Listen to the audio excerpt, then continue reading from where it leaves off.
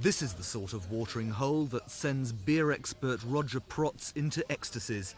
His guide describes Crockers, just around the corner from Lord's Cricket Ground, as London's most amazing pub.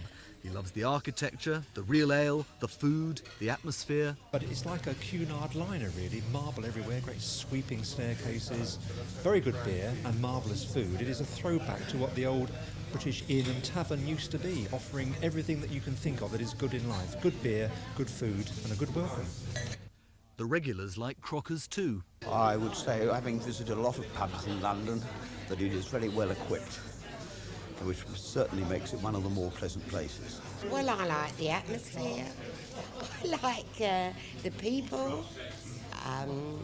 What else can I say? Do you like real ale? Well, real gin. You might have guessed that Roger Protz is a bit of a traditionalist when it comes to pubs, so it'll come as no surprise that he's less than keen on some examples of the new generation.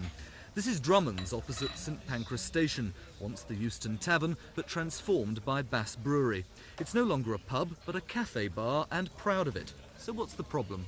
I mean, it's perfectly pleasant, but it's not a pub. By anybody's definition, this is not a pub. It is a young person's place. There is no draft beer in the place at all. Well, you say it's a young person's pub, but then what's the matter with that? There are young people around, they like this sort of place. Yes, I want to see young people in my pubs, but I'd also like them to welcome me into their pubs. I feel somewhat out of kilter here, that I'm not really at home here. And I think a pub should be open to everybody, regardless of their age. But regulars at Drummond's are no less loyal than those at Crockers.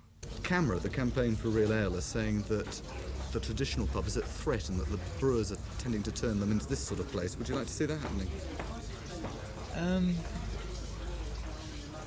Well, yes, I would. Roger Protz has nothing against Bass in general, and his guide to what he reckons are the best pubs in London features many of Bass's houses, but usually only the ones that have interesting architecture, real ale by the gallon, atmosphere by the ton, toad in the hole.